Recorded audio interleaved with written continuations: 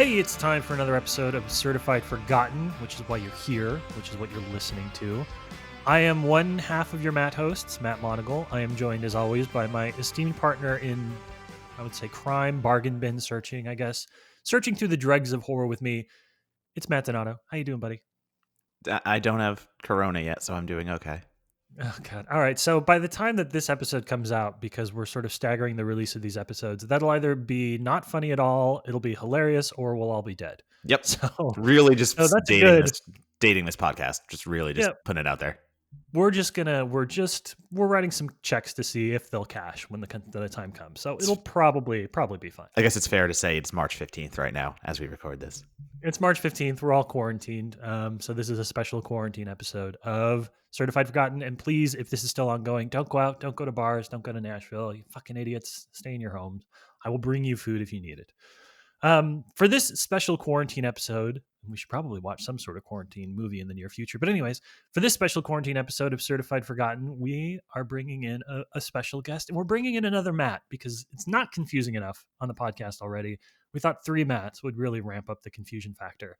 So Donato, can you introduce the third Matt, the special Matt that we brought on board? Always, there's no such thing as too many Matts, as we all know, because we are all Matts, and we will refer to ourselves as last name moving forward to remove any kind of possible issues with recording later on. But with us today, we have a ex-film critic, we will say, who has become programmer for Brooklyn Horror Film Festival and Tribeca, and is just a wealth of knowledge on the Twitter sphere about horror. I am jealous numerous times and get many recommendations, even though we don't always agree. With us today is Mr. Matt Barone. Well, thank you, Donato and Monagle. I appreciate it. Thanks, man. This is exciting. I'm looking forward to it. I'm glad you guys agreed to watch the movie I recommended because it's definitely something pretty unique. Oh, it is unique. We will get there. Yeah. So if you're tuning into this is the Little Deaths episode. That is the movie that Barone brought. And we're going to talk about that in a little bit.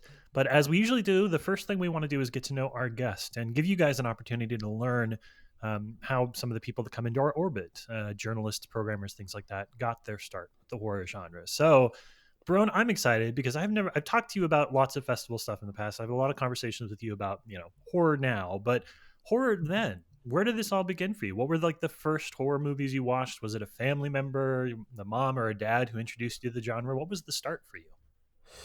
Yeah, it was. It was my dad. He, when I was growing up, he was the kind of father or parent that would just sort of like not force his stuff onto you because I loved everything he showed me, but he was very excited about. He loved Monty Python and Faulty Towers and stuff like that. So when I was 5 or 6, we'd spend hours watching every episode of Monty Python, and I guess he figured I was mature enough for a 6-year-old to get that humor.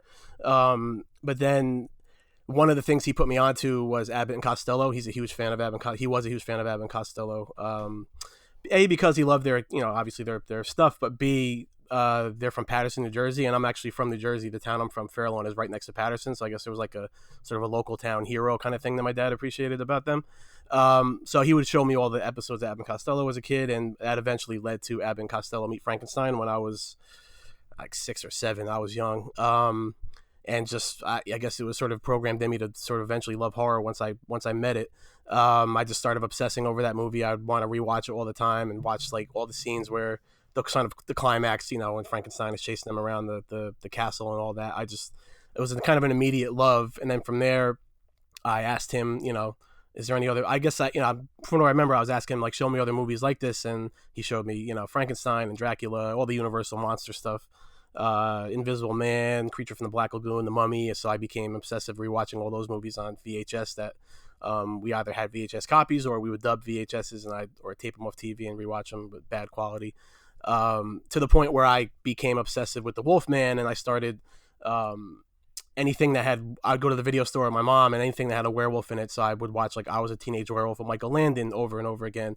Werewolf of London with Henry Hull, I was obsessive with that. So it just became a thing where I just kind of went down rabbit hole after rabbit hole and fell in love with it. I became a Scooby-Doo fan at that time because that was, I guess, kind of the easiest sort of transition for me as a kid at that age that my mom would sort of introduce me to. But the real game changer after that was, I guess, a year or so later, at my aunt's house. My aunt and uncle had a VHS copy of Night of the Living Dead that was like always sitting on the coffee table for some reason, and it just always caught my eye whenever I'd go over there. And but that was one that my parents were like not cool with me watching, because I guess they realized that it was not, that it was kind of on another level in terms of, sort of the extreme and sort of visceral nature of it.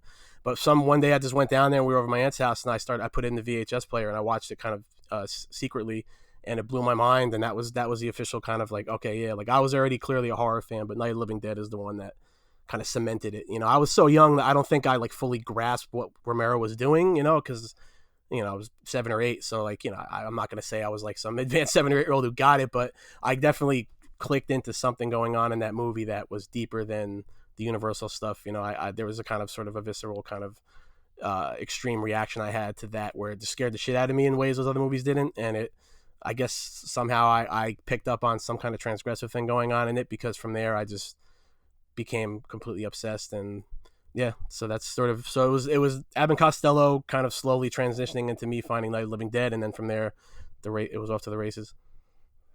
I would just like to say, before Monocle jumps in here, he is outnumbered because obviously we were both Jersey boys, and I literally grew up, I think maybe 10 minutes from Patterson. My dad was a cop, and he was in Clifton, which is a town over, and he often went into Patterson. So it's just so funny to hear that, we had that same local happening on, and I had completely the different experience of coming into horror. I did not have any of that, and it was just like I had Abbott and Costello right there, and that would have been such an easy in for me. And my parents couldn't have been farther from, the same kind of parents that you had. Yeah. Well, speaking of Jersey too, so when the Night of the Living Dead remake came out, which I believe was 1990 or something, yeah, I think it was 90.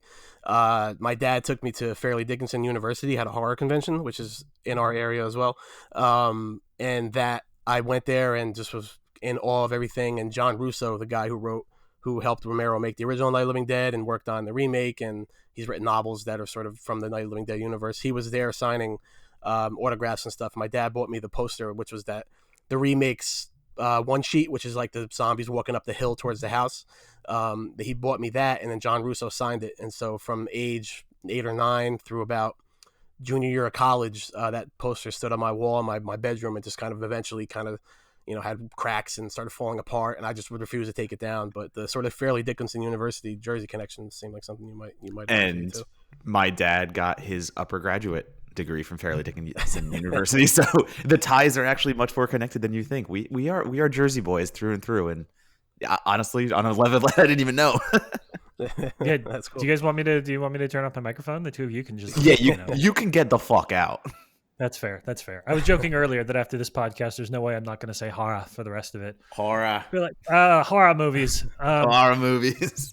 Actually, not to derail this really quickly, but one of my friends listened to one of our first episodes, and she said, I forget who, I think it was on, who's our first episode? Why am I blanking? Ashley, right? It was Ashley. Yeah. And the way I said horror, you said horror, and she said horror, or however she pronounced it, my friend was just like, I don't understand what you're all saying because it's a different word. And I just kept laughing. I'm like, I didn't realize it until that point, but yeah. You guys, it's my Alaskan accent. It still pops every now and then. Barone, I want to ask about video stores, because one of the things that we often talk about, Donato and I have talked about with our guests, is that video store experience, and how for a lot of horror fans, the kind of like the blind grabs is a big part of that process. You learn what you like, not through, it was a little too early for you to just go online and be like top 50 vampire movies or whatever. So we just kind of like go by the box cover. So what were some of your like go-to indicators when you were in the video store? What were things that would make you grab something off a shelf? At first there was a place called Dollar Video that was in my town, Fairlawn, that was my sanctuary basically. At first it was because I guess Night of the Living Dead being so instrumental and so big for me that I naturally became a zombie fan. So the first thing that it was I would look for zombie movies at the video store, which naturally led me to finding all these old Italian movies, like everything from Fulci Zombie to Hell of the Living Dead to City of the Living Dead to all the kind of, then that led to the Beyond. So at first it was just a general kind of zombie movie interest. Burial Ground was a big one that I just randomly pulled out of the shelf one day and brought it home as like a 12-year-old.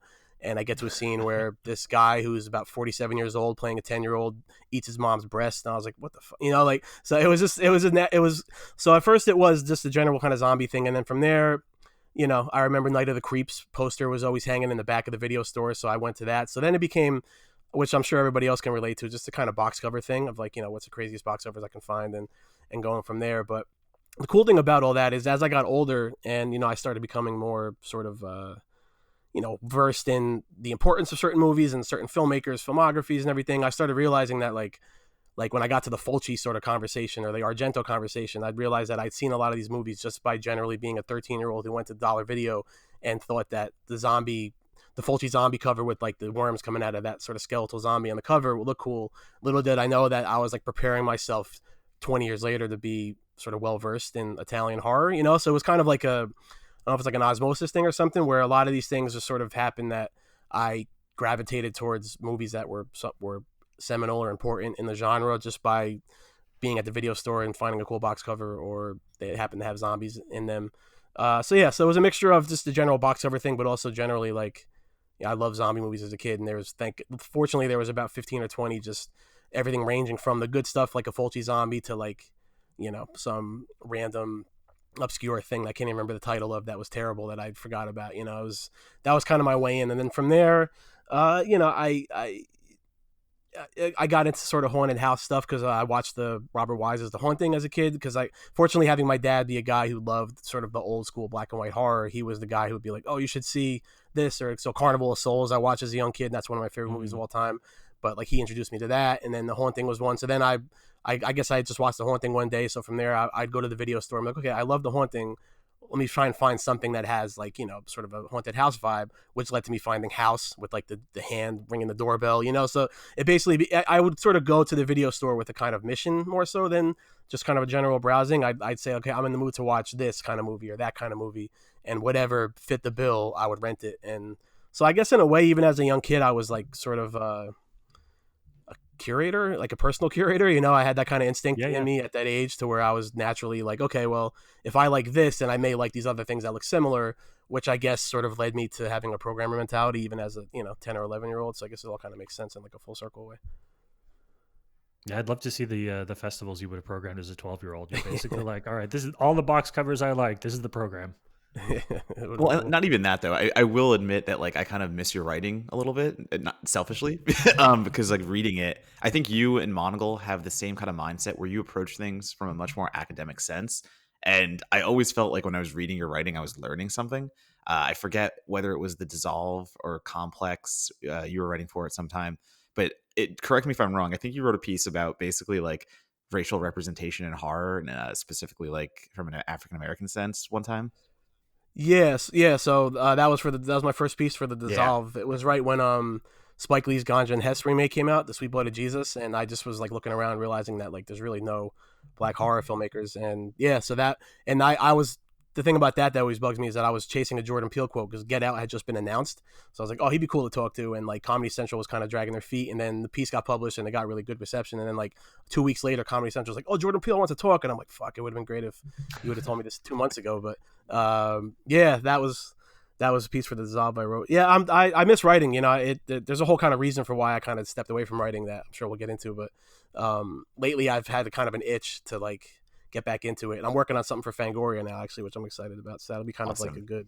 that'll be a good sort of gateway back into it, and we'll see because my background too is, which I'm sure we'll get into in a second, but like I come from a magazine publishing background for like a long time prior to even working at Complex, so I sort of came up in this era where like I was getting paid $1.50 a word and $2 a word. So like I came up in the magazine publishing game when it was thriving prior to the 2009 sort of economy crash. So a lot of it too is me kind of mentally adjusting to like what the current climate is. So it's a lot of like I almost feel like an outsider at times trying to like figure out how to kind of work my way back into writing because it's such a different industry now and it's such a different beast that I'm like so unfamiliar with. So it's a lot of sort of following all you guys on Twitter and kind of seeing what you guys talk about, listening to your podcast, and Anya, of course, my girlfriend Anya, who you guys know as well. She talking to her about how the industry is and stuff. It's kind of sort of schooling me on it a lot, and so I'm realizing that like I can figure it out and I can get back into it. And I also just miss writing, so I want to try to make 2020 a year where I sort of slowly kind of ease my way back into it, I think. Heck yeah. And I mean, I guess for me, that's an interesting question because I only know this period. I only know where the industry currently is. And that's how I've kind of come up. And just like you're saying, yeah, like I feel like I've figured out a little bit of a way to navigate it. But I'd be curious to ask you kind of what's the biggest thing you see that's changed? I mean, besides monetarily, because obviously we know the $1.50 a word and $2 a word does not exist anymore if you even get paid. But I mean, going from a content standpoint, even, what are the biggest changes that you've kind of seen? Because I'm curious.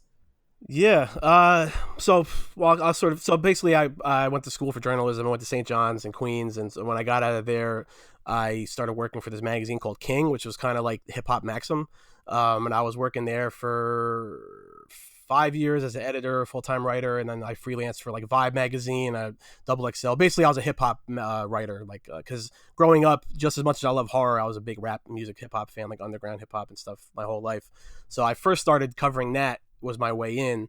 But so the difference and the thing I miss about that world is because this was also prior. I mean, the internet obviously always existed, but this was before Twitter to a degree, and this was before like the onslaught of blogs and all that kind of thing, where you had to have content every day, and it felt like you sort of were just pumping out pieces left and right and everything. But back in the magazine days, I'd have 3 months to work on a piece, and it would come out. It would be edited in 5 or 6 rounds of edits through like people who went to school for editing, and it was like their degree was editor, and so you'd have like back and forth 5 or 6 email chains back and forth of line edits for like to like the littlest degree of we need to change this one sentence and you need to like sort of editing that I know still exists, but it doesn't feel like it's as prominent as it was in that time. I guess the nature of internet at times it feels like things are edited, but they're not. They don't. Editors online don't have the luxury of spending 2 months on a piece because they need to get something out because the film came out last week and there's a kind of timeliness to the internet that doesn't that didn't really exist in my publishing days. So I guess the biggest difference that I would do profiles on rappers and artists. There were times I'd spend 5 days with a rapper in LA, so I'd have like a full time to really kind of vibe with them and sort of get to know them. So when I would write a profile, you'd be able to actually kind of like get a sense of who they are, so that kind of stuff I feel like isn't as, I'm sure it still exists to a degree with like, like New York Times and the bigger outlets, but I feel like it's harder to get that sort of access now in the kind of the higher sort of volume of website writing and everything. Yeah, it felt more kind of it just felt everything moved slower, and things like movies specifically. Well, for me, it was different with album release dates, right? Because I look at how the music industry is now. Somebody would tell me that the new whatever Ghostface album is coming out 7 months from now, and it would stick to that release date. So my magazine would have 7 months to plan coverage, whereas now Donald Glover released an album last night, apparently. So it's like there's no rules anymore in the sense of like planning things. Everything now is so much more reactive. Whereas when I was coming up in the magazine world, it was much more like you had time to really plan coverage and sort of plan angles and sort of spend time with the artist beforehand. And like you get an album, you'd have like a few weeks to sit with the album and review it as opposed to hearing it once and cranking out a review for like timeliness sake. And so yeah, if that all makes sense, I feel it's just more of a sense of things feel much more reactive and quicker turnarounds now by necessity, whereas when I was first doing the magazine thing, it was less of that. But when I worked at Complex for 4 years, that was the big website boom, and I was only on the website there, and that's when I started getting the sense of like, okay, yeah, I got to turn pieces around quicker, and I got to write a lot of lists. Complex was a huge list factory basically, so I was cranking out the 100 best Netflix movies. I had to write that in 2 days, like stuff like that. I was up to 4 a.m. every night writing 50 movie lists and stuff, so it was like I slowly kind of got into that space, but I feel like by the time I stopped writing, it was still a lot. I kind of left the writing game when the pivot to video thing started happening. So, my experience kind of comes pre that. So everything after that's happened since then, I haven't really been sort of firsthand with, I guess. Yeah, and I think that's fine because none of us understand what to do at this point because we all know how the pivot to video worked. It didn't. Yeah, exactly. Yeah, it's a strange time to be a writer. And I think I will be interested to see because I remember reading a lot of your stuff, in particular the piece that Matt referenced, and I think you're an excellent film critic. I'm sorry that the criticism world lost you, but the programming world seems to be better off for it. But it will. I think there are people that I, and I would include myself maybe as one of them. A little bit more time for us is a little bit better. It's more valuable to maybe dive into something a bit deeper than being reactionary. I'm terrible at writing lists, like because I feel like I have to watch every movie on the list, and then I have to watch the movies that I won't put on the list to make sure that I feel good about it. So I don't write lists at all. I just don't have the mindset for it. But yeah, like there's probably a lot of different ways, including a little bit of like audio scripted or video scripted content that you could fuck around with as you're finding your footing in there. So It'll be exciting to see where you land as a writer and how you decide to pick up what you've learned since you stopped writing full time and bring that back into the game. Yeah, no, definitely. And there's also an element too of like that kind of leads into how I got into programming, where not to like get super heavy on this episode or whatever, but so beginning of 2016, I was working for Tribeca Film Festival. Had a website that they wanted to. Basically, it was this kind of experiment in 2015 where they wanted to give the website a year-round editorial voice and presence. So they brought me in because I had been covering Tribeca and I became friendly with a lot of people that worked there. They brought me in to kind of help steer that ship. So I started doing that, but then the beginning of 2016, my dad got sick. He got diagnosed with ALS. So there was like a whole thing of, and that was led to like a 10-month sort of waking nightmare until he passed away in that October. So there was a combination of that plus like the Tribeca website experiment sort of cratered in the May of 2016, where like Tribeca let go of half the company, and it was called the Red Wedding basically there. And my whole department was let go. So I kind of went through this like existential moment of like, well, okay, maybe the writing world is just telling me I shouldn't be doing this. And also because of my dad's thing, it was like a kind of like you only live once mentality of like, okay, I've loved film festivals. I've been covering them for years at Complex. I would cover South by every year and TIFF and Tribeca and Fantastic Fest. And I was like, I just fell in love with that environment. So I was like, okay, you only live once. So, my dad getting sick in that way kind of jarred me and rattled me to like make me think that if I'm ever going to give this festival thing a chance, like let me really kind of jump full steam into it and see if I can make it work. And for a long time, the last few years, it's been a lot of like sort of reticence to write because of that. Like I felt like that was a part of me that like left when the whole thing with my dad happened. So I got sort of timid and like thinking that, maybe I stopped writing for a reason. Maybe I had this whole mentality of like, I never published a book. So I kind of failed at writing. That was my mentality when my dad got sick. Cause like I always wanted my dad to like, he was proud of me, but it was a thing where like I felt like him passing away, having never seen me do something big, it felt like a crushing blow to me, like to my ego, my kind of confidence. So it took a long time for me to realize that like that was just me kind of being too hard on myself, and that I went to school for writing, I did it for so long, and I feel like I'm pretty good at it, that it's not fair to like myself to just kind of like completely shut that part of me down. So now that the festival thing is, I'm in sort of a groove with that, and Brooklyn Horror is doing really well, and we keep getting bigger, and Tribeca, I feel like I have a good foot in there, and it feels like now is the time I can say, you know what, man, my background is actually writing. I went to school for it. I did it for such a long time. Like, it's stupid of me not to like do it. And yeah, so it's this year feels like, kind of a perfect time for me to sort of get over myself a little bit and start writing again, Yeah, totally. Yeah, and I will add to that, and I'm not entirely sure that this is a good thing, but it is a thing. I think since you have probably stepped away as a full-time writer, the lines between editorial, festival work, and production distribution have really blurred in a way that doesn't always do the industry any favors, but there it is. So those pivots, those like kind of like walls we used to have in place between those parts of the industry have broken down a little bit with some of the players that are in that space now and some of the communities that formed around it. So what that means for you, I think, is an opportunity for you to blur those lines and not feel like you're crossing somebody or stepping on anybody's toes, because the other organizations are doing that as well. And whether or not that's a good thing or a bad thing, I don't know. I have strong feelings on it, and I can talk myself into either. But the people that used to just do festivals or used to just distribute or used to just write are now kind of the same people a lot of the time. Yeah, I mean, we see the same people every festival we go to. And it's the whole thing, journalists writing for a website, and all of a sudden that website makes a distribution arm, and all of a sudden the journalists are the ones picking up the film. Yeah, no, I think writing, as much as there is a lot to say about the state of the industry, and there's a lot to say that we already have about what we do, and even on other podcast episodes we kind of talk about the fact that like this is a very thankless gig, doing this writing world, and especially film journalism and entertainment journalism. We do it for us, and we do it because it's what makes us happy. And I think that is the biggest propulsion that's kind of put me forward too, because even with my dad, he doesn't understand what I do. Like he has no idea what writing about film is and stuff like that. And it's still kind of that thing of like, yeah, but like you still have your day job, right? And I'm like, yes, I'm not going to get rid of my day job. Don't worry. So like, I totally understand that aspect that you were talking about, Matt, where it's like, I just want that one big thing to be like, see, this isn't just me sitting on a computer doing nothing like you think I'm doing. Yeah. No, you're drinking White Claw too. That's part of it. Well, yeah, I mean, I'm wearing a tank top, drinking White Claw at the same time. So, I mean, it's the whole image that goes with it, but yeah.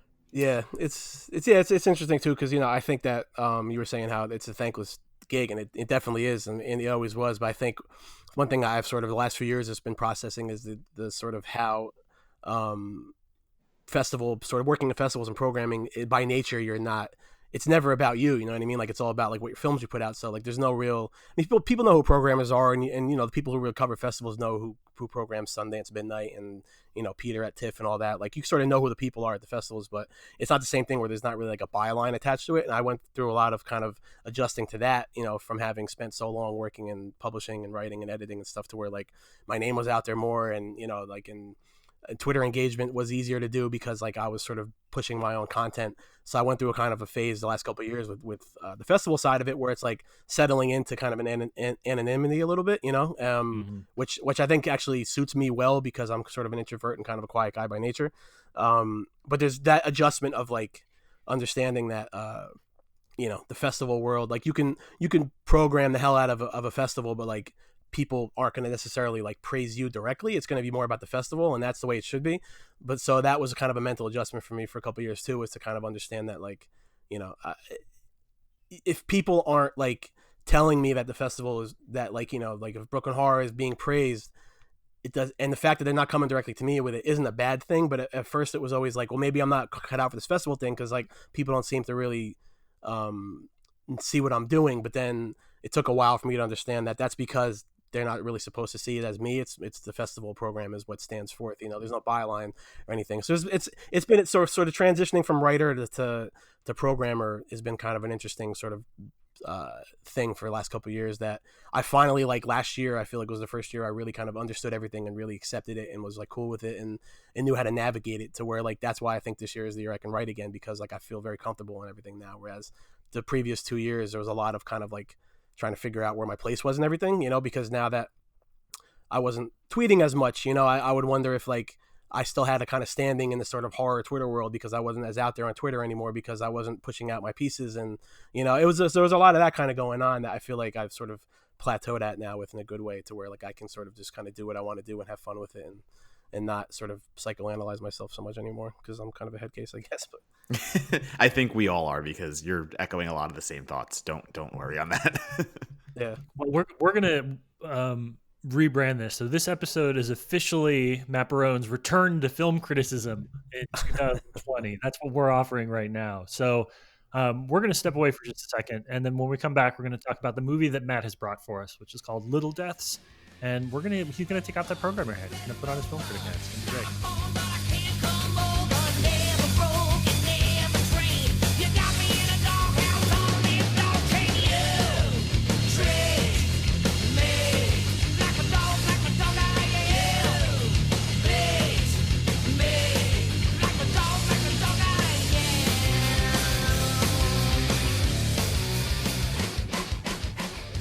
All right, we are back, and we are ready to talk about Little Deaths. So Little Deaths is a 2011 film. It's an anthology film, but it's an interesting anthology film in that it doesn't really have a wraparound device. There are actually 3 sections, one that focuses on a rich couple that has an interesting predilection for helping the poor, we'll put it that way. There's a middle section which has a bit more to deal with Cronenbergian body horror, and there's a late section that has to deal with a relationship and what the two members of that relationship, how they find sort of their sexual kinks. And the title, of course, Little Death, Le Petite Mort, is the French phrase for orgasm. So everything here is incredibly tied to sexuality. It's and very tied to sexual appetites. And while there isn't sort of a structural narrative through line, if you are interested in the intersection of horror, body horror, and sexuality, you're going to find a lot to talk about with Little Deaths. So let's start with the selection process. I keep saying Matt. Barone, you brought this one to the table for us. You reached out to Matt and said, oh, and you actually switched to this because you had another title you were thinking about earlier, and you said, no, I want to do this one instead. What made this the movie you want to talk about on the show?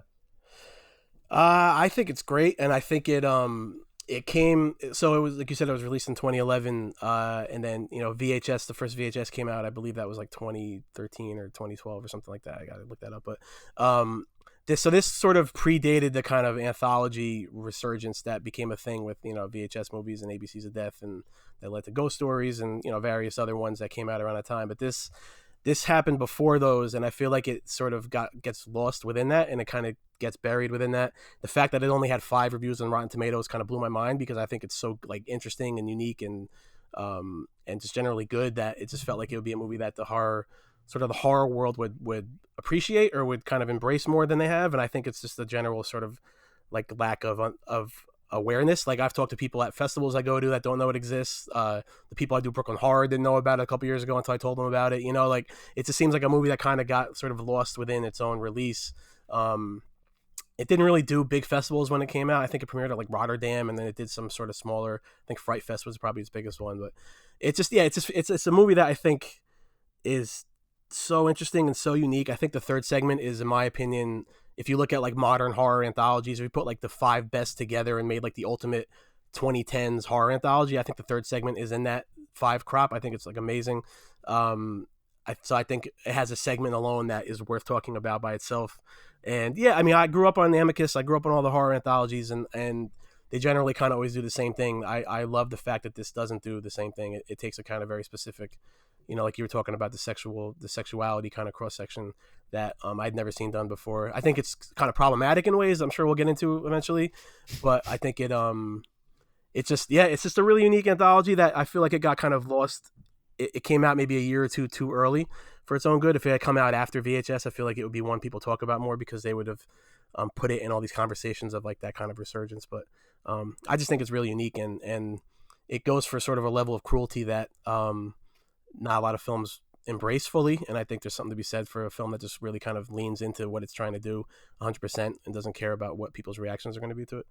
Yeah, and I do want to point out that it does only have 5 reviews on Rotten Tomatoes, and all 5 are fresh. So, and they are from friends of the circuit that we have seen over and over again. I mean, Heather Wixton, Todd Gilchrist, Weinberg reviewed it, and I want to read Jordan Hoffman's quote a little blurb snippet on Rotten Tomatoes, just to really accentuate how much sexuality plays into this film.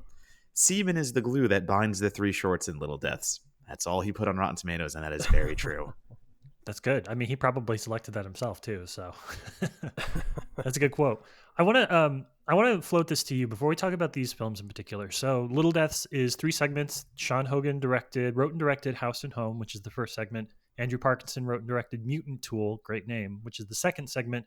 And then the third segment, the one that Barone was talking about, Simon Rumley, its segment is called Bitch. So the 3 of those kind of are, of course, what Little Death is comprised of. There is no interlocking or narrative that brings the 3 of them together. I want to ask you guys, how do you feel about horror anthology films in particular? What do you think about this? To you, is it, especially where we're sitting with the benefit of hindsight in 2020, is this something that is sort of helped solve some of the industry problems about like how do you get it, how do you go from a short to a feature, how do you work on some ideas that maybe aren't long enough for a feature film? Are they offering solutions to those things for filmmakers? Are they super engaging for audiences, or were they sort of like a specific spike at a specific point in time for the industry, and we're probably going to move away from them? Where do you sit with them? So I'm gonna go first because I think I have a love-hate relationship with anthology horror. I love it because I'm drawn to the fact that, number one, you get variety. I really enjoy sitting down for a quote unquote feature, but getting short stories that can have very different styles, very different approaches, all the themes, even, they don't even have to be thematically tied. And it gives the filmmakers this kind of freedom where I know a feature film is longer and it gives them their own voice for the entirety.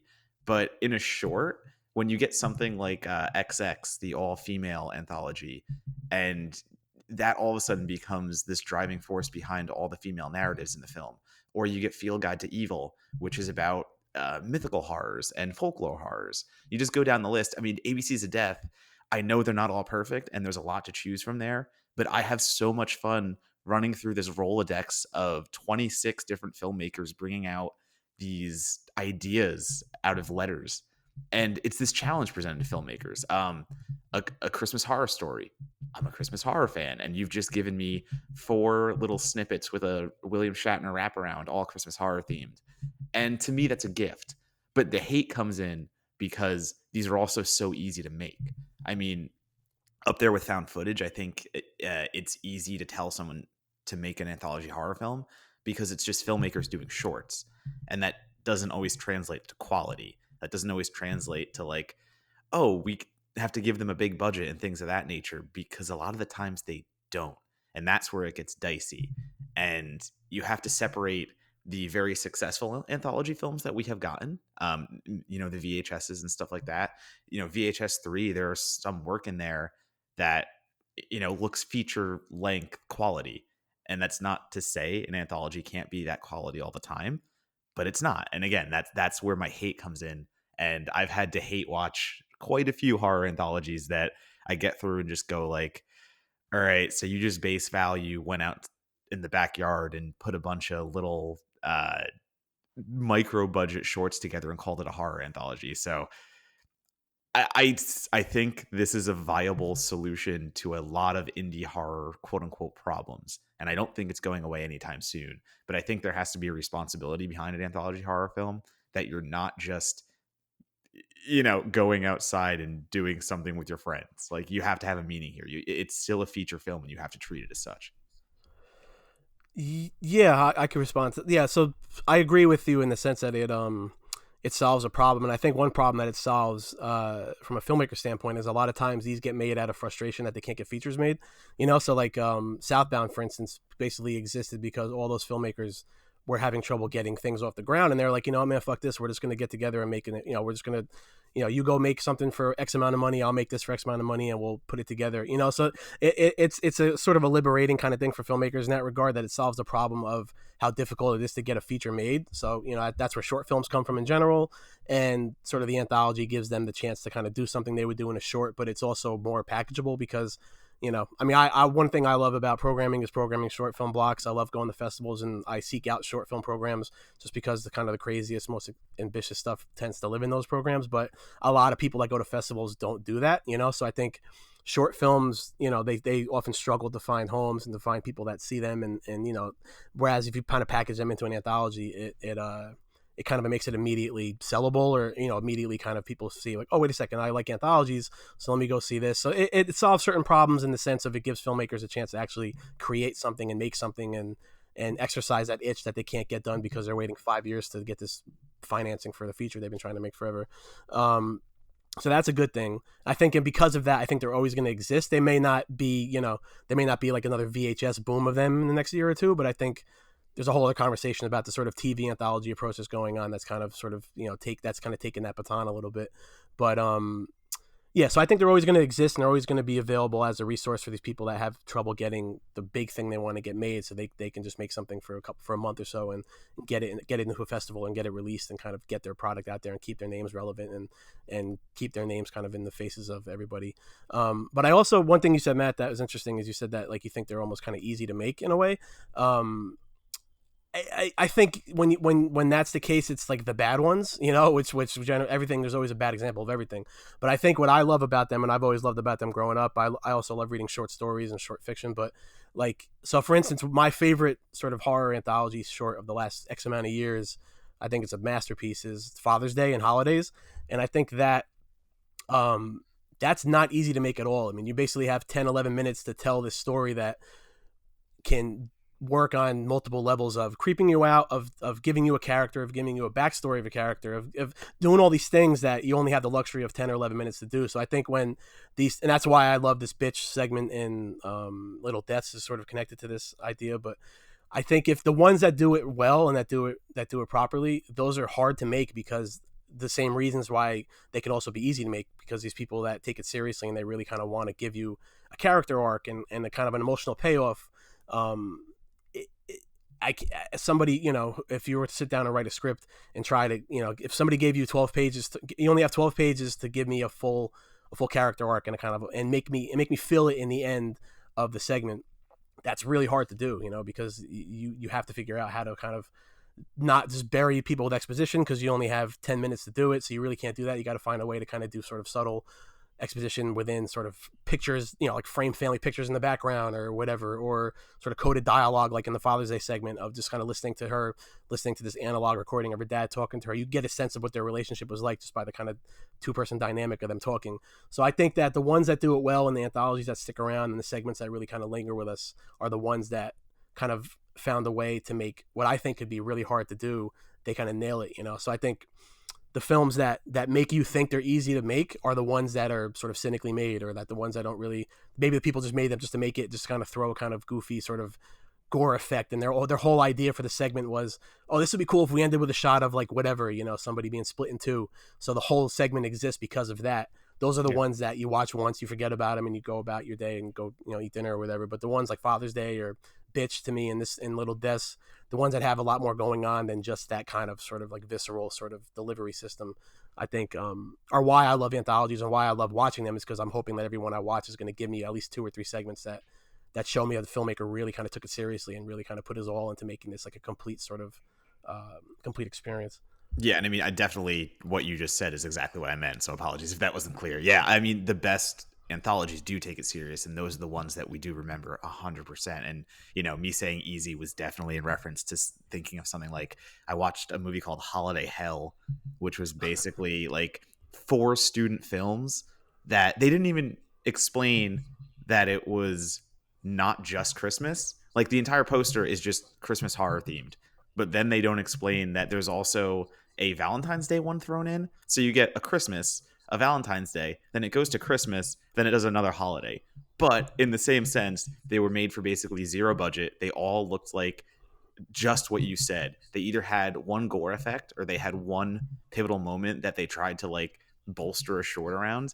And again, I don't need to repeat it because you said it exactly what I meant. So I didn't mean to say it was, definitely not easy to make an anthology film, because it is hard to make them right, but it's easy to make them cynically and poorly in that nature. And mentioning Southbound is a great example of how to do said thing right, because you think about the wraparound and how everything ties in, and it's the long highway that these characters keep finding themselves on, and the intertwining. That is how you do an anthology film. That is how you get into this. Yeah, and I want to follow up on that, and then we can start talking about Little Deaths in particular too. But I think the first horror film, or really the first festival I ever got accredited at, was Tribeca when I lived in New York City, and that was back before they had Matt Barone as one of their programmers. So their midnight program in particular it could be a little hit and miss, but they sort of made up for that by having a really good short program. Tribeca's Midnighter short program has always been really fun, dating back to as far back as I've been going, for 7 or 8 years now when I was looking at the titles. And between that and Fantastic Fest and a couple other festivals, like I love short films. Like I think they're so much fun, and I'll take a good Midnighter shorts program over like any soon to be released on Netflix movie that plays at a festival. But I think part of that for me is what makes those things fun is that there's a curative element to it, a curative element to it. You are pulling together from tons and tons of different submissions kind of what you think the best are. And I wish there was a way to do like, what is it, the Scribner's Best American Literature, Best Short Stories, the anthologies that come out every year. Like a lot of times the anthologies that happen are designed to be around a central theme, or designed filmmakers who choose other filmmakers that they know share sort of their aesthetic, as opposed to just kind of pulling the best of what they saw this year. It's 2020 and we still don't fucking have a great choice short anywhere to watch. Like, I wish there was an opportunity for us to, or for filmmakers to kind of take what's already out there and create sort of like a framework that allows them to share that.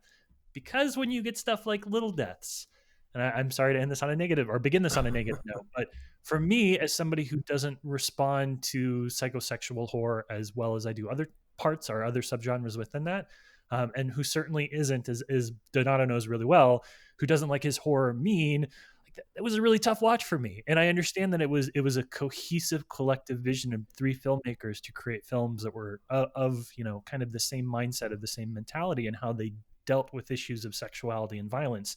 Like, that was a really, really tough watch for me. And I kind of found myself, I was like, I wish I could have just watched 3 of the best horror shorts of 2011 as opposed to these 3 horror shorts, because I'm struggling a bit here. That's interesting. It's interesting too. I didn't realize you had an aversion to cruelty in that way, because I know like you're a fan of The Lodge, right? But all right, yes, but I don't think that the lodge is particularly cruel, and we can get into that or not get into Wait, that. But excuse me. I don't think it's a particularly cruel film. I think it's a comedic film. I think it has a beating heart of a really black comedy that makes a lot of what happens in that movie sort of like fun. It's hard for I can't articulate that super well, but like The Lodge to me is not a cruel film. I think you're the And only one saying that anywhere probably. online.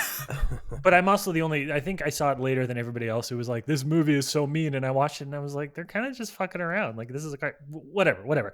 Point being, I don't want to get too much in the lodge. That has more than 5 reviews, so we won't talk about that.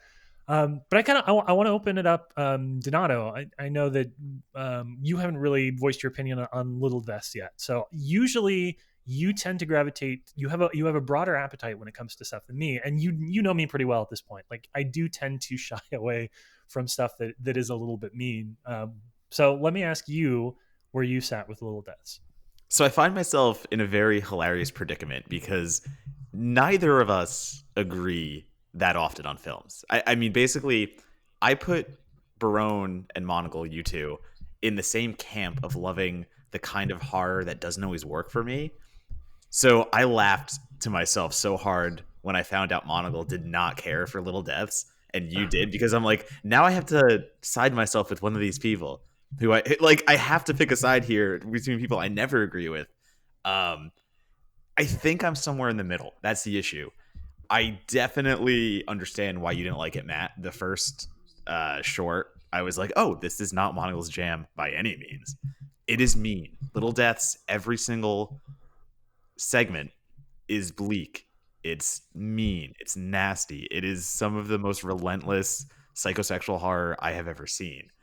Very I abusive at times too. I was I was Throwing that just out gonna there. say I don't know if it always sells it. That's where I get to. I don't know if it always drives the message home with enough impact and meaning to actually bring us to these grotesque imagery. Sorry, to this kind of grotesque imagery. And just right off the bat, we have there's pretty much a rape in the first one, and then some cannibalistic shit. And in the second one, we definitely have the a lot of dong, a lot of milking. And then in the third one, we definitely have some, sodomy and things of that nature. So it goes hard. It's not easy to watch. But when you watch like Simon Rumley's stuff, and he did Red, White, and Blue, he did a few films that have that kind of nastiness and no matter what.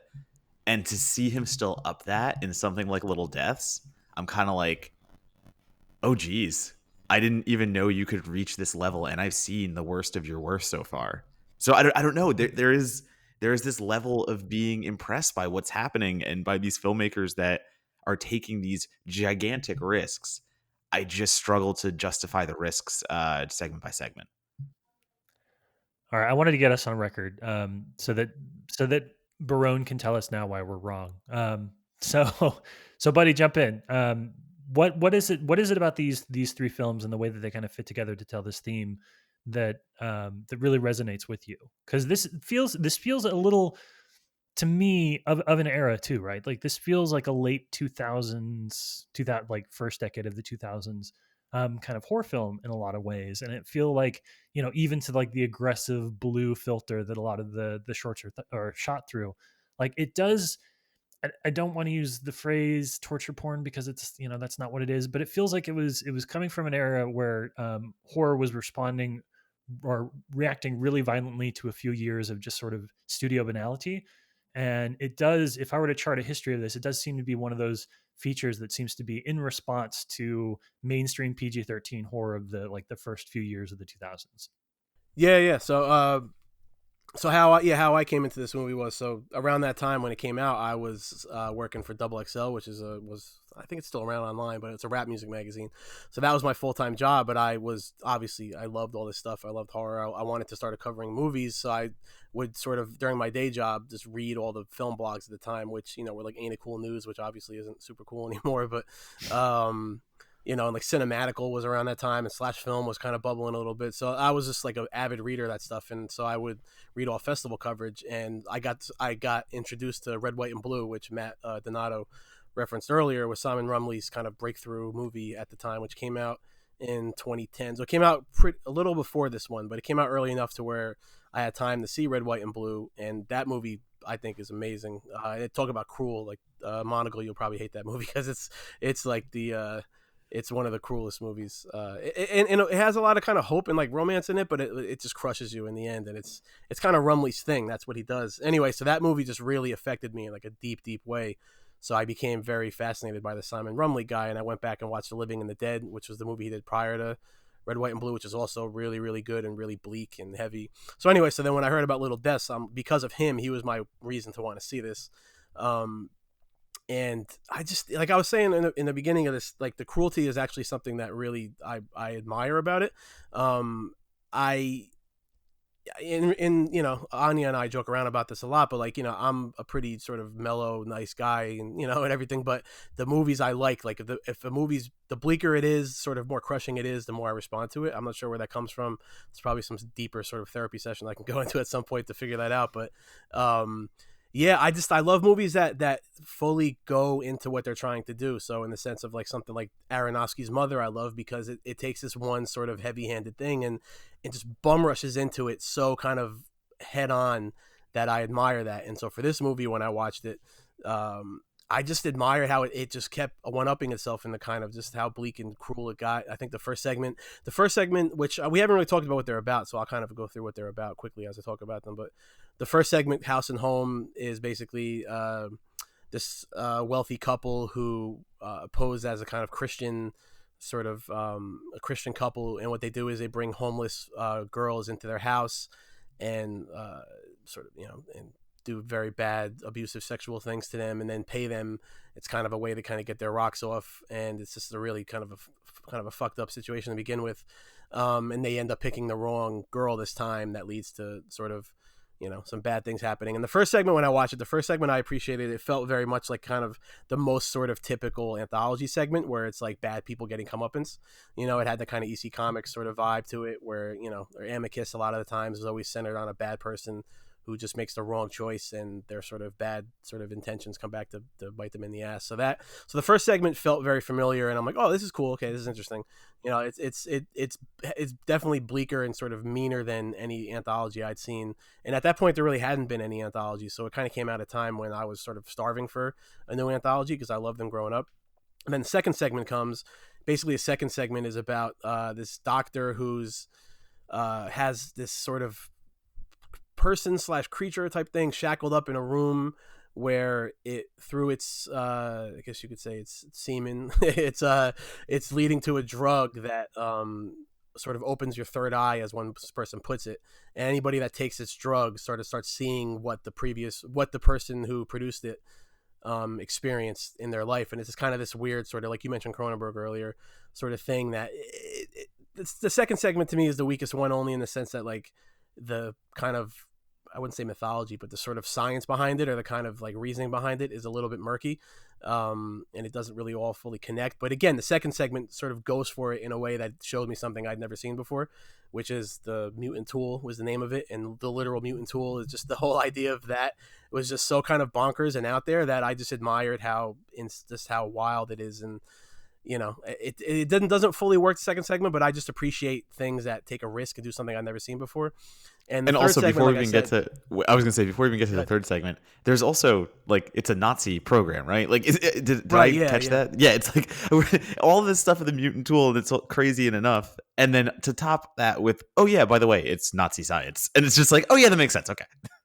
Yeah, exactly. I definitely feel like there's a period there where people were like, hey, you know what would make this horror movie good? Like, lost Nazi science art.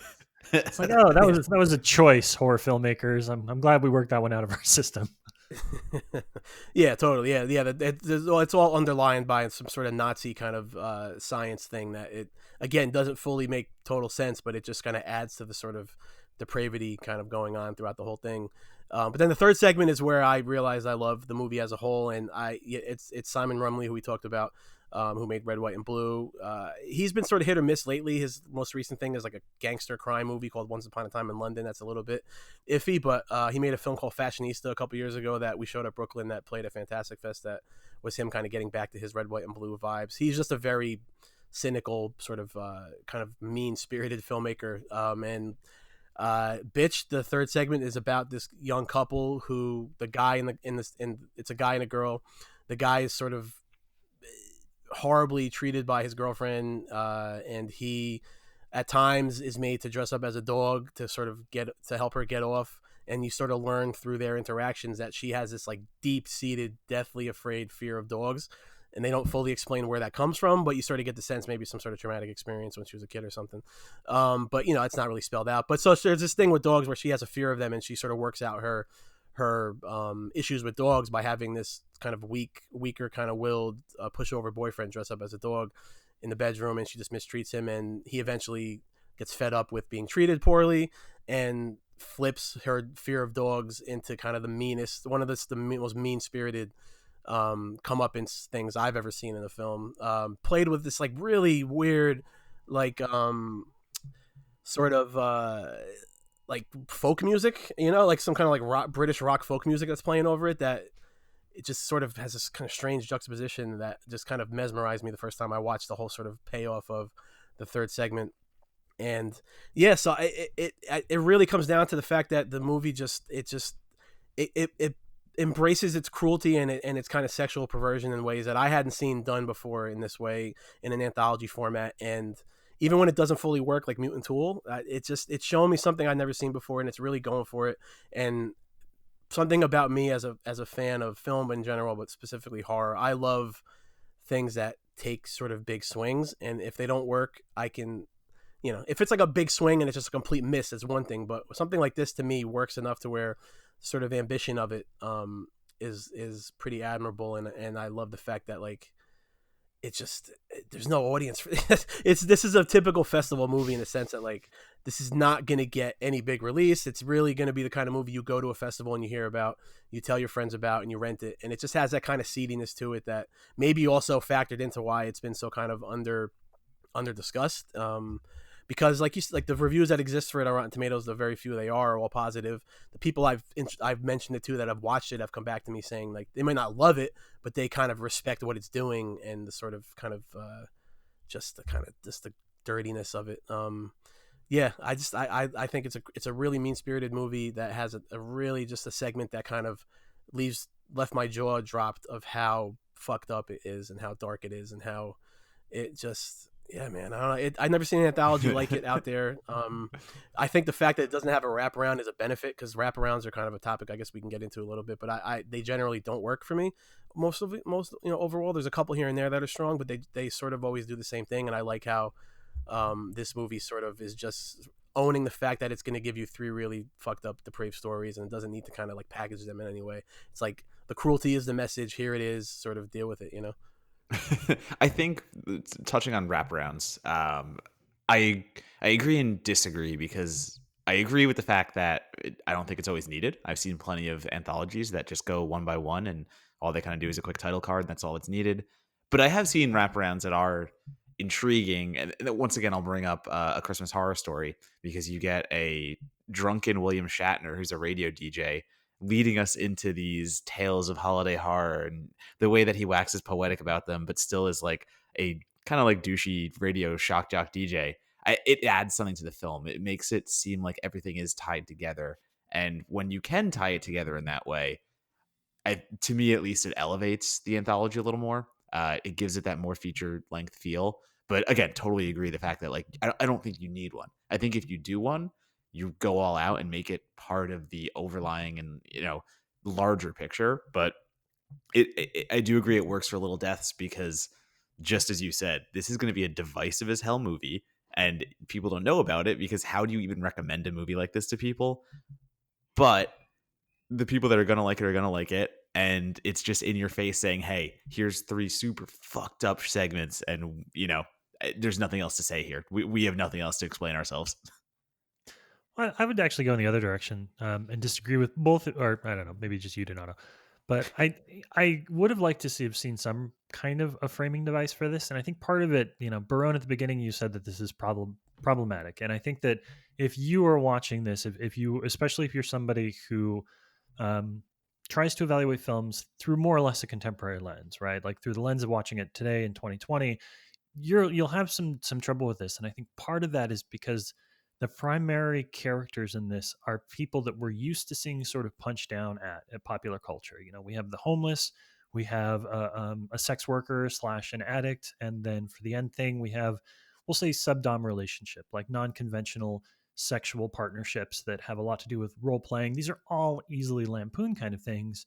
And the movie is mean, and I don't think that necessarily, those shorts are necessarily there to call out those people specifically, but the blending of that, the kind of like the viciousness of some of the imagery and the way that the characters are used to kind of get to these, like, to what you said, Barone, kind of like big swing endings.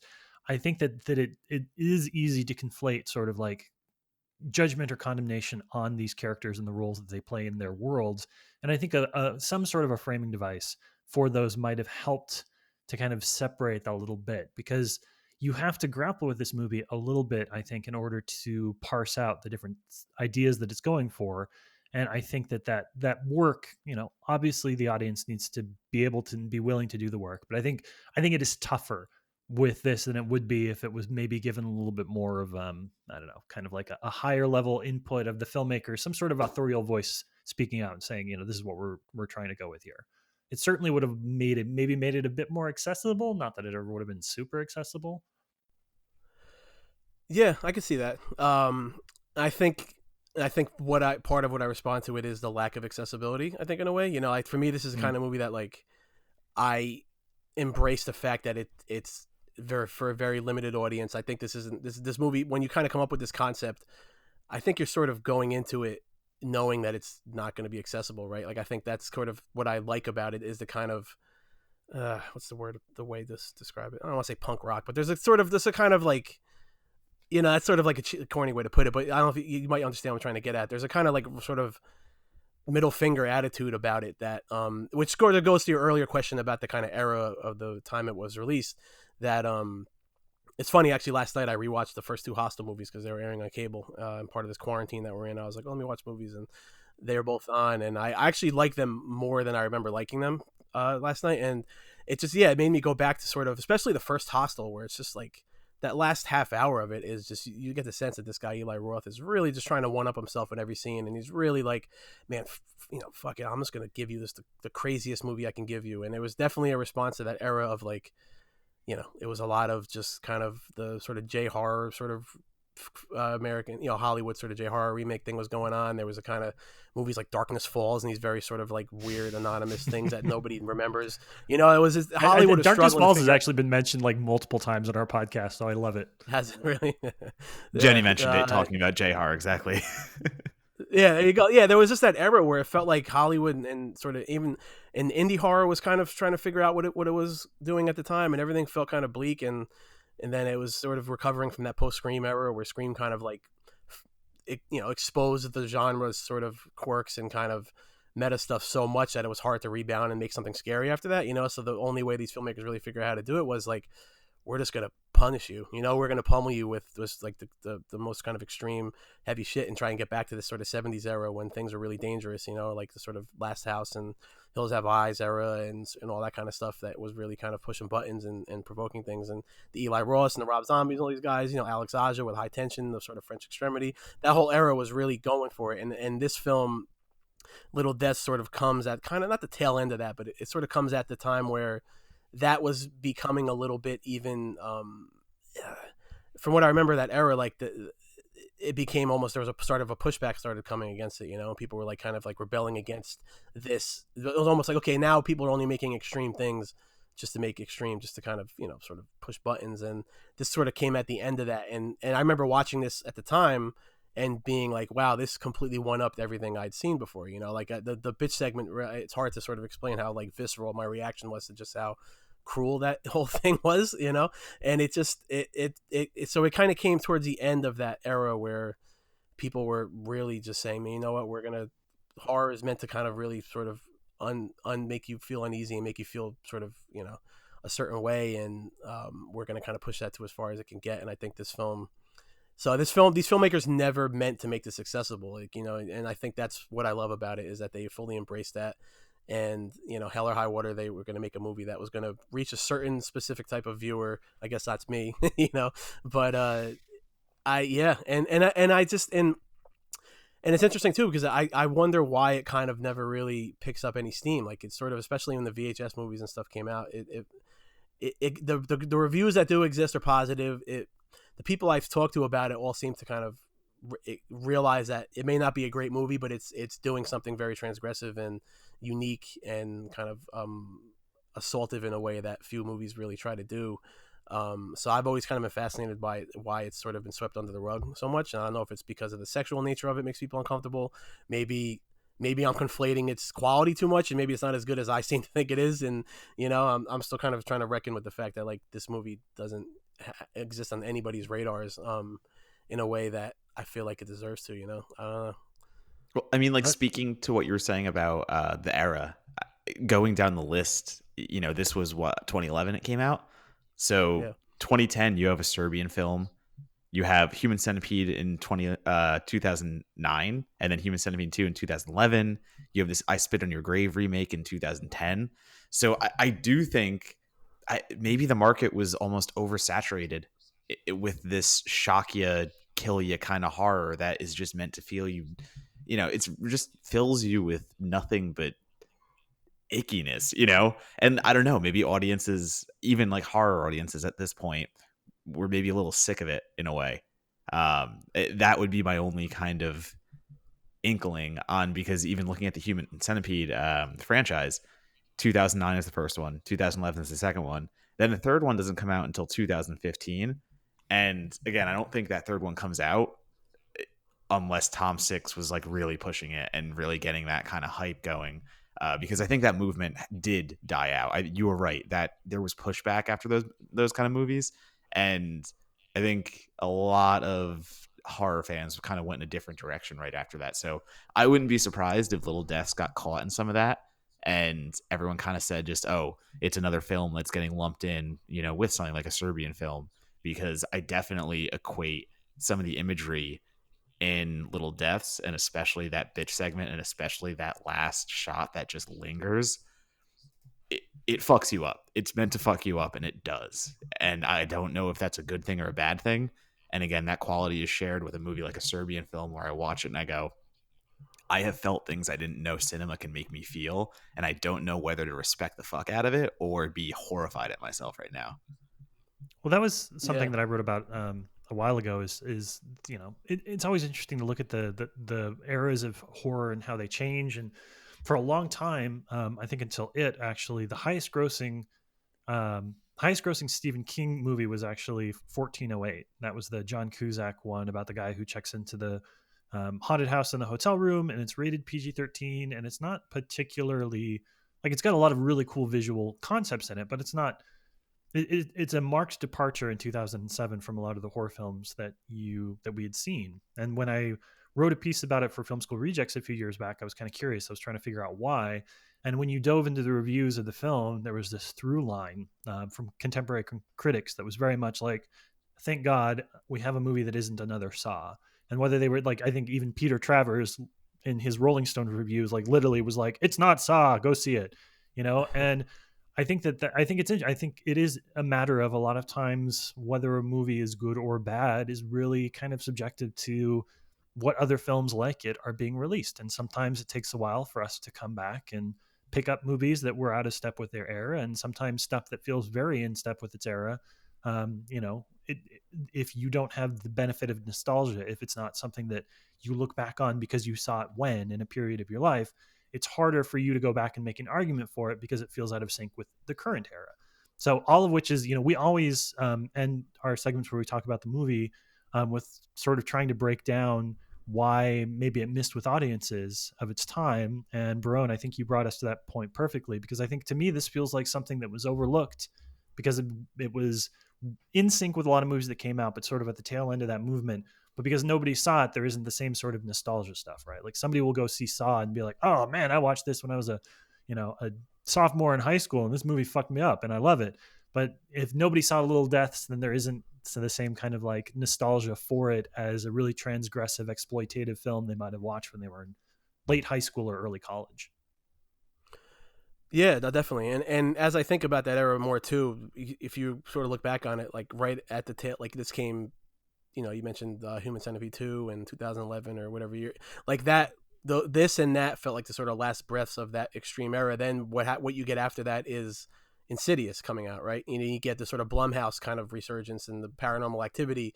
You get this kind of sort of, in a way, it's a kind of throwback to the sort of haunted house movies, or the kind of more things that are more about the psychological kind of bumps in the night, and things that don't necessarily have to like make you feel disgusting, I think that, yeah, this definitely came out at a time where people were just kind of tired of feeling bad, maybe in a way, like they were sort of, they got pummeled so much with that kind of, I hate the word torture porn too, but that sort of era that everybody looks at of that, even the French Extremity movies kind of started tailing off a little bit at that time. And it just felt like people were ready they still wanted to be scared by movies, but they didn't want to like feel bad about life in a way, like where this movie definitely, the sort of culmination of all three segments obviously ends with the bitch segment, which ends on such a mean, sort of just dark, bleak note that you don't feel good when this movie's ending, right? And there's a certain kind of it takes a certain kind of, you have to be in the right headspace for that, possibly, or I don't know what it is, but I think that Insidious and that whole sort of then, which leads to The Conjuring, which leads to all that kind of era of all the sort of, stuff that Blumhouse was doing, I think was kind of maybe not so much a direct response by somebody like James Wan, but I think the audience dictated the fact that they were tired of feeling just bad about life and about, about themselves and humanity. So they wanted to kind of just go to a theater and have a funhouse experience, So this movie sort of is a combination of getting a small release in the first place. It didn't really get any kind of release that would have given it a chance to really become something, but it definitely, I think people just were just tired of feeling the way this movie makes you feel. So that's why I'd be interesting to see if it ever can have any kind of like revival in a way, because even what sort of current horror is now, it's not really what this movie is, So this movie almost feels like it kind of, it'll exist in a way that like, it's nowhere near as fucked up as Necromantic or something, but it feels like a kind of movie that will exist in that place where you kind of challenge people to watch it, or you'd be like, oh, have you ever seen this movie, Little Deaths? And it'll be this kind of curiosity that's on Shudder now, so people will go on Shudder, or they'll borrow somebody's DVD of it, and they'll be like, oh man, it's crazy. But I feel like it at this point, it's destined to be that sort of I dare you to watch movie, or have you seen this sort of thing, like a Serbian film, like you mentioned, where you sort of almost kind of like test people's endurance, or or what they with how much they can handle in a way. And I think this movie sort of exists in that space, which is cool, in a way, kind of probably what it's always destined to be anyway. Yeah, I mean, even thinking about who I'm like friends with in the horror circles now, and all the journalists up and coming and things, people of that nature, I know so many critics who would give this 1 star and just walk away so mad. And I think that's where the, talking about why did this film get forgotten? Why didn't it get the distribution, and why didn't it get the like cult acclaim maybe for a movie this messed up in the head? And it's because, for a large part of what we've talked about, and I also think it's just really hard to recommend. It's really hard to show this movie to somebody and feel okay about it. It's not a safe pick, I would say, and that's where the issue comes in, I think. It was right in that prime era for VOD, right in that prime era for film festivals and things of that nature. And even then, it's a film that all of us are talking about being like, yeah, we're rattled by what we have seen. We are not happy at times with what we have seen. And I don't mean that on a quality level. I mean it on a thematic level too. And it's just not a movie you can really throw around with ease whenever someone's like, huh, what should I watch tonight? What should my Friday night, horror movie be? Like, you're not going to queue up Little Deaths. You're completely right, Barone. You have to be in the right headspace for it. And that really, it really lessens the reach, I would say, for a film of this nature. Yeah. And I think something I when I mentioned problematic earlier, another kind of element I was looking at too is, as I rewatched this recently to, for us to talk about it, that I guess I never fully clicked into until now, and I think it's a byproduct of the sort of climate we're in now, and everybody's more hyper aware of these things. That to me, it's a problematic movie in the sense of how it treats women and how it sort of looks at women. Because like, Yep. if you think about it, every segment is just horrible towards the women. I mean, like the only sort of woman character who gets any kind of like, I don't know, victory or whatever is the the girl in the, without spoiling anything, is is the girl in the first segment, and that's not even really like a happy ending. It's so, and then then the way that the girl is treated in the third segment, the way the second segment with the girl who's the prostitute with the drug addiction, it's clearly a movie made by men that aren't, that have a very specific point of view, that Yeah. it's and that really kind of struck me as I was watching it this time, and I guess because everybody's much more tuned into that now because of where we are, and it's a great thing that we are. Like it made me think that like this sort of how like at one point ABC's of Death, the people that made that, they're if those movies would have been a success, they were going to make different genre versions. They were going to have a science fiction one. They're sort of were like having these big ambitions to kind of do different genres, and those movies didn't make any money, so it never happened. But like I like the idea of taking a framework of an anthology and like giving other, so the what I'm trying to say is I think Little Deaths made by all women filmmakers would be a completely different movie, and would be a really interesting movie that I'd love to see, because of the whole how sexuality would be handled would be different, how you're curious to see what sort of come up as characters get, because this movie it's also hard to recommend aside from just the shock value of it, in the sense of like it's definitely problematic on a kind of on how Yeah. the women characters are portrayed, and it's sort of hard to avoid that once you approach it from that kind of sort of 2020 sort of awareness that we all should have had. I should have had that awareness in 2010 when I saw this, but I guess for whatever reason at that time I was looking at it just as a pure kind of shock value experience, and I was like rattled by it in a good way. But as time has gone on and we're much more sort of clicked into that, this movie definitely Yeah. falls into the problematic side of that, I think.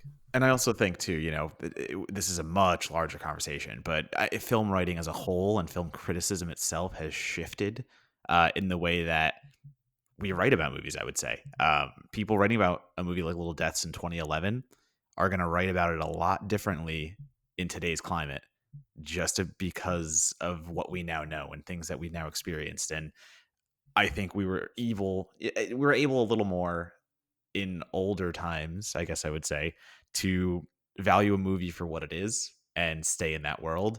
Where now I almost think there's just a push and a shove to really be aware of the cultural implications more so than the film itself, and just on a quality standpoint, I would say. So I think you're 100% right. And I don't think it's that we didn't notice.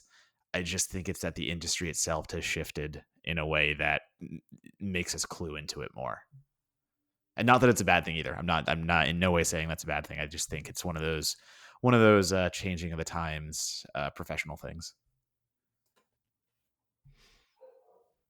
Well, I think we have dissected Little Deaths about it as as thoroughly as we could hope to. So before we sign off here, is there any lingering thoughts? Any last things that we didn't work up in natural conversation, Donato or Barone, that you wanted to throw out there?